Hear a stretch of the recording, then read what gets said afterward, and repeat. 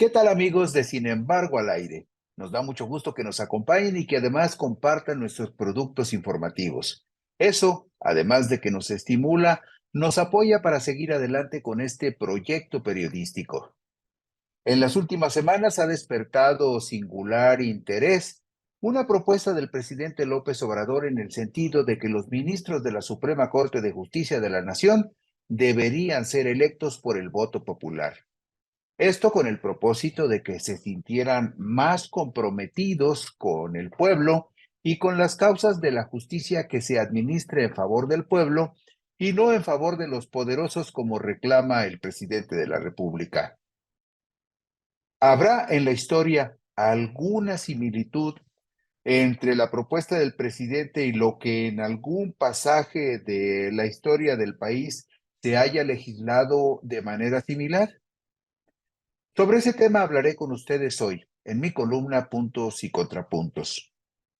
La propuesta del presidente Andrés Manuel López Obrador de que los ministros de la Suprema Corte de Justicia de la Nación deben ser electos por el voto popular tiene un antecedente concreto en la Constitución Política de 1857, pero también es referente de un momento histórico clave, en el cual, siendo presidente de la Suprema Corte de Justicia de la Nación, Benito Pablo Juárez García llegó a la presidencia de la República en el año de 1858.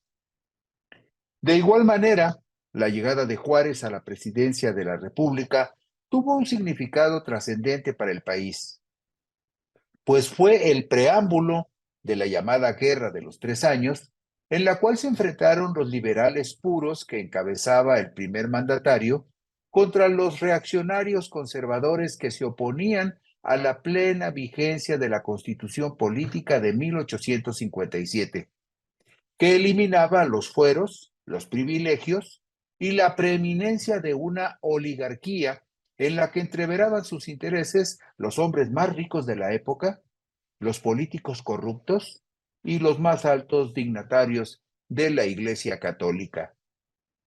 Fue un momento de ruptura y de cambios que pretendían ser profundos, que guardan una singular similitud con algunos de los enunciados de López Obrador con respecto a las definiciones y la firmeza de quienes respaldan la llamada Cuarta Transformación, frente a los conciliadores que buscan alianza y diálogo con quienes pretenden evitar que el proceso continúe y se profundice. El artículo 82 de la Constitución Federal de los Estados Unidos Mexicanos, aprobada el 5 de febrero de 1857, advertía con respecto a la elección presidencial que permitió el arribo de Juárez García a la presidencia de la República. Decía la Constitución: si por cualquier motivo la elección de presidente no estuviera hecha y publicada para el 1 de diciembre, en que debe verificarse el reemplazo o el electo no estuviera pronto a entrar en el ejercicio de sus funciones, cesará, sin embargo, el antiguo y el Supremo Poder Ejecutivo se depositará interinamente en el presidente de la Suprema Corte de Justicia. El artículo 90 de esa Constitución de 1857 definía las características de la Suprema Corte de Justicia. Se deposita el ejercicio del Poder Judicial de la Federación en una Suprema Corte de Justicia y en los tribunales de distrito y de circuito. Agregaba el artículo 91.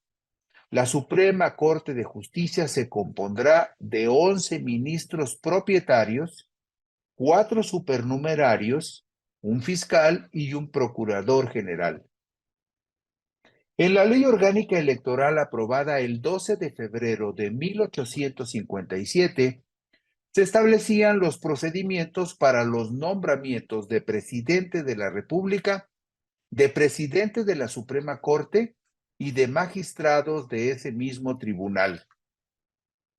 El artículo 44 de esa Ley Orgánica Electoral establecía lo siguiente: para ser presidente de los Estados Unidos Mexicanos se requiere lo siguiente: ser ciudadano mexicano en el ejercicio de sus derechos, haber nacido en el territorio de la República, tener 35 años cumplidos al tiempo de la elección, residir en el país cuando se verifique esta, pertenecer al Estado secular y obtener la mayoría absoluta de los sufragios del número total de los electores de la República. O en su defecto, de no obtener esta mayoría, ser nombrado por el Congreso de la Unión bajo las reglas establecidas. En esa época, el Congreso de la Unión solo estaba integrado por diputados federales, no existía el Senado de la República, y los diputados federales eran nombrados, cada uno de ellos, en demarcaciones que deberían tener por lo menos 40,000 habitantes. Agregaba el artículo 45. A continuación, y en el mismo día, se procederá a nombrar presidente para la Suprema Corte de Justicia, arreglándose los electores a la forma y procedimientos establecidos. Y eran prácticamente los mismos requisitos que para ser presidente de la República. Y se aclaraba también que de no obtener la mayoría en la votación popular, el presidente de la Suprema Corte sería nombrado por el Congreso General en los términos iguales a los que se disponían para el nombramiento de presidente de la República, por cédula y por mayoría de los diputados que integraran la Cámara, el Congreso de la Unión. La elección de los 10 ministros restantes que integrarían el Pleno de la Suprema Corte se realizaría en una votación por cédula, uno por uno, en la Cámara de Diputados también. Todas las disposiciones anteriores las complementaba el artículo 51 de esa ley electoral de 1857. Decía lo siguiente: el Congreso de la Unión se erigirá en colegio electoral todas las veces que hubiere elección de presidente de la República o de individuos de la Suprema Corte de Justicia. Procederá a hacer el escrutinio de los votos emitidos y si algún candidato hubiere reunido la mayoría absoluta, lo declarará electo. En el caso de que ningún candidato hubiese reunido la mayoría absoluta de votos, el Congreso, votando por diputaciones, elegiría por escrutinio secreto mediante cédula de entre los dos candidatos que hubiesen obtenido la mayoría relativa.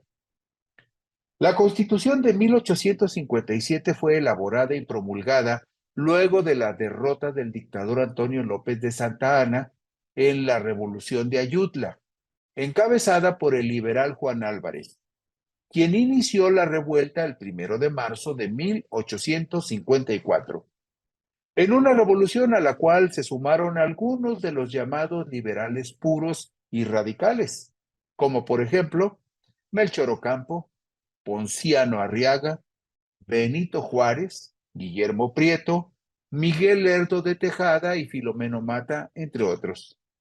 Santa Anna, quien estuvo en el poder de la República en forma intermitente entre 1833 y 1855, decidió abandonar México el 9 de agosto de 1855. Al triunfar la Revolución de Ayutla, Juan Álvarez fue designado presidente de la República y estuvo en funciones de octubre a diciembre de 1855. Él fue relevado por Ignacio Comonfort de 1855 a 1858. En esa temporalidad se convocó al Congreso Constituyente que elaboró la Constitución Política de los Estados Unidos Mexicanos, aprobada por el Congreso el 5 de febrero de 1857.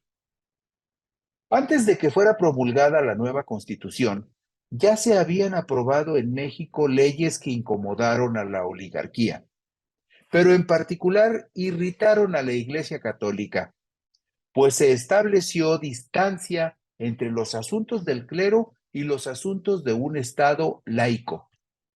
La Ley sobre Administración de Justicia y Orgánica de los Tribunales de la Nación, de Distrito y de Territorios, también conocida como Ley Juárez, fue promovida por Benito Juárez en su carácter de ministro de Justicia e Instrucción durante el gobierno encabezado por Juan Álvarez y promulgada el 23 de noviembre de 1855. Esta ley suprimió los tribunales especiales, evadiendo los acostumbrados derechos especiales de los militares y de los religiosos. Gracias a esta ley, los miembros del ejército y del clero podrían ser juzgados por cualquier tribunal del Estado en asuntos civiles. Como ley Lerdo, se conoció a la ley de desamortización de las fincas rústicas y urbanas de las corporaciones civiles y religiosas en México. Esta ley fue expedida el 25 de junio de 1856, promovida por el ministro de Hacienda y Crédito Público, Miguel Lerdo de Tejada. La llamada Ley Iglesias, que se expidió el 11 de abril de 1857, fue promovida por José María Iglesias, ministro de Justicia, Negocios Eclesiásticos e Instrucción Pública, que prohibió el cobro de servicios religiosos como bautizos, matrimonios e inhumaciones y estableció la ley de sucesiones por testamento. La Constitución de 1857 fue de inmediato condenada tanto por el Arzobispado de México como por el Papa desde Roma, pues a diferencia de la aprobada en 1824, excluía a la Iglesia Católica del papel relevante que se le reconoció y atribuyó luego del surgimiento de la nueva República Independiente. Ignacio Comonfort era un político moderado. Él insistía en que el gobierno debería estar integrado por una mitad de liberales puros y por otra mitad de moderados. La idea no era compartida por Melchor Ocampo, quien consideraba que toda coalición entorpece, cuando no paraliza el movimiento revolucionario, y que el equilibrio es justamente una de las ideas opuestas a la del movimiento.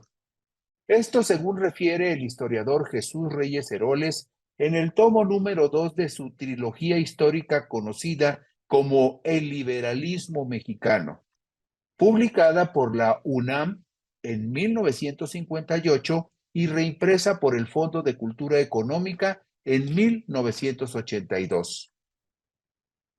En el mismo proceso electoral en el cual Comonfort fue electo presidente de la República, Juárez García fue nombrado presidente de la Suprema Corte, cargos que asumieron en diciembre de 1857.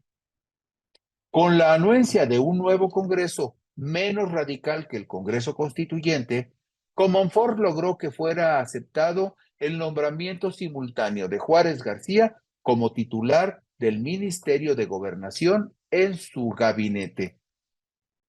El ánimo conciliador de Comonfort le llevó a respaldar el 17 de diciembre de 1857 el Plan de Tacubaya, promovido por el general Félix María Zuluaga Trillo, que desconocía la Constitución de 1857. Virtualmente, Comonfort fue partícipe de un autogolpe de Estado. Benito Juárez se negó a colaborar con el gobierno de Comonfort y fue encarcelado. El 11 de enero de 1858, el mismo Zuluaga Trillo desconoció al presidente Comonfort. Como presidente de la Suprema Corte de Justicia en funciones, Benito Juárez reclamó la presidencia de la República. El general Zuluaga Trillo fue respaldado por el alto clero católico y por militares conservadores de alto rango para asumir la presidencia interina del país. Así se inició la llamada Guerra de los 3 años, también identificada como Guerra de Reforma, pues había un presidente conservador, Zuluaga Trillo, y un presidente constitucional que era Benito Juárez García. La Guerra de 3 años, de 1858 a 1860, obra como precipitador de la secularización y con ello del liberalismo, siendo por lo mismo conocida por el nombre de Guerra de Reforma. Al surgir la contienda, Lo que antes la prudencia aconsejaba soslayar, exige ser abordado por las mismas características de la lucha. Lo que en la paz, por equilibrio y transigencia, tenía que manejarse con sumo cuidado y precaución, iniciada la lucha tenía que ser consigna para batir al enemigo y bandera de unidad liberal. Los moderados o se radicalizaban o darían objetivamente el primer paso hacia el bando contrario con el golpe de Comonfort o lo darían inexorablemente. Esto reflexiona Jesús Reyes Heroles en la obra El liberalismo mexicano, que ya hemos citado. Agrega Reyes Heroles: Juárez aclara el sentido acelerador de la guerra de 3 años. Al desencadenarse la contienda con todos sus males y en el ardor de ella, el pueblo sintió la imperiosa necesidad de no limitarse a defender sus legítimas instituciones, sino de mejorarlas, de conquistar nuevos principios de libertad. Ello para que cuando venciera a los enemigos, no volviese al punto de partida de 1857, sino que hubiera dado grandes pasos en la senda del progreso y afianzando radicales reformas que hicieran imposible el derrumbamiento de sus instituciones, de las instituciones que favorecieran al pueblo, por supuesto. El historiador Reyes Heroles refiere también algunas ideas que expresó Juárez el 9 de mayo de 1861, al concluir la Guerra de Reforma y reinstalarse el Congreso de la Unión. Dijo Juárez lo siguiente: el gobierno comprendió que era su deber ponerse al frente de ese sentimiento nacional y desplegar una bandera que fuese a un tiempo la extirpación de los abusos de lo pasado y la esperanza del porvenir. De aquí nacieron las leyes de reforma, la nacionalización de los bienes de manos muertas, la libertad de cultos, la independencia absoluta de las potestades civil y espiritual, la secularización, por decirlo así, de la sociedad, cuya marcha estaba detenida por una bastarda alianza en la que se profanaba el nombre de Dios y se ultrajaba la dignidad humana. Esto dijo Benito Juárez el 9 de mayo de 1861. Cíclicamente, la historia se repite. La Cuarta Transformación plantea un momento de ruptura. ¿Quiénes serán y qué papel jugarán los personajes de esta nueva trama entre liberales y conservadores? ¿Quién será el Comonfort de esta nueva historia? ¿Quién asumirá un papel similar al de Benito Juárez? ¿Estará agazapado por allí algún Zuluaga al que la oligarquía pretenda imponer y llevar al poder? Pronto, estoy seguro, tendremos todas las respuestas. Gracias por su generoso acompañamiento y atención. Si les apetece, por aquí nos encontraremos dentro de una semana.